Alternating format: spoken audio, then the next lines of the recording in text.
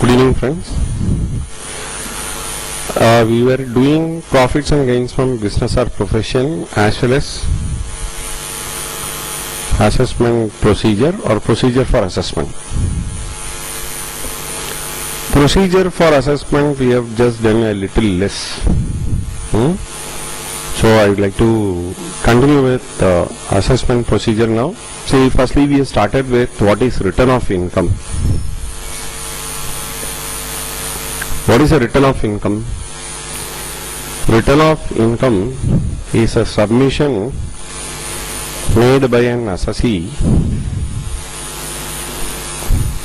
submission of statement of income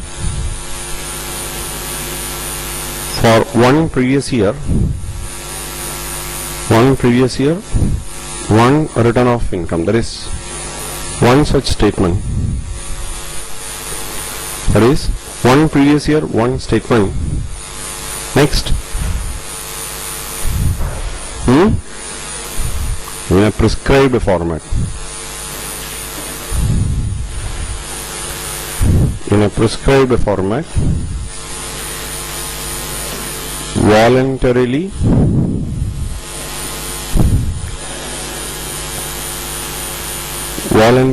or in response to notice.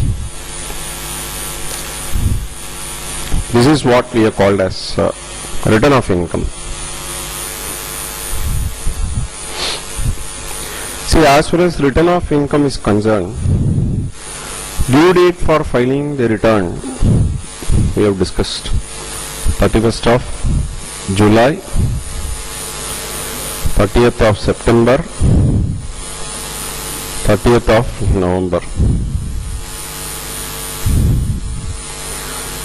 And any return filed later than that, belated return is what we call. What is a belated return?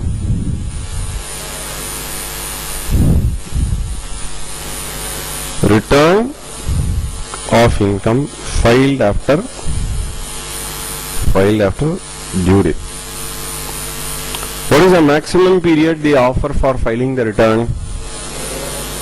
1 year from the end of relevant assessment year. What is that?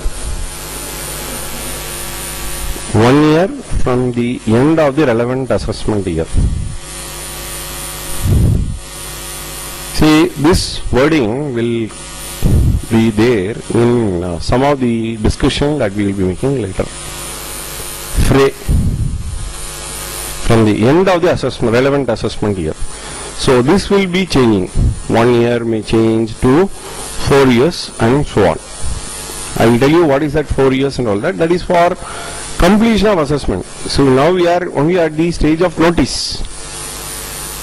1 year from the end of the relevant assessment year is the maximum time frame that you have. 1 year from the end of the assessment year. There is a particular point I am just holding on. I have not yet fully completed on belated return. I will tell you what is that. Return filed after due date alone cannot be considered as belated return. There is something else which I will revisit later, because the time is not appropriate to take up that particular discussion. So therefore you believe that it is going to be a return filed after due date as belated return. So the one that I have just held and not communicated is only a small issue that you can easily adjust at a later stage. So what are the advantages? Say I just leave some space here purposefully. Just it is a brief recalling only. What is the advantage of filing the return before the due date? Without looking into the notebook, just from your memory you have got to tell.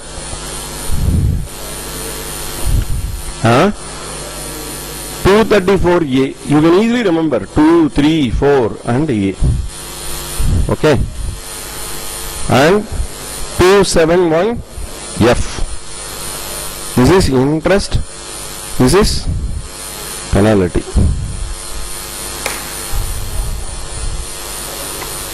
So, loss return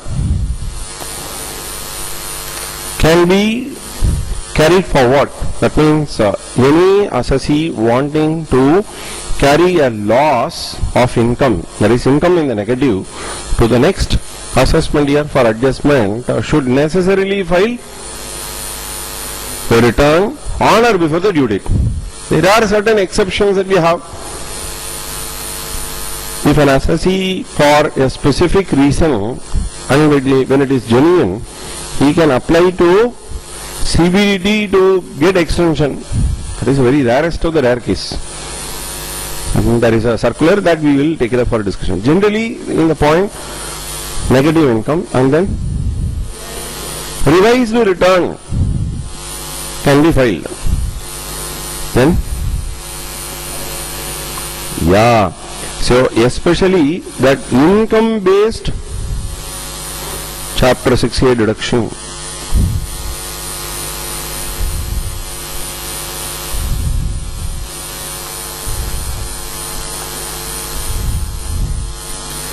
What do you mean by that? There are three types of Chapter 6A deductions that we have. You would have studied at your intermediate level.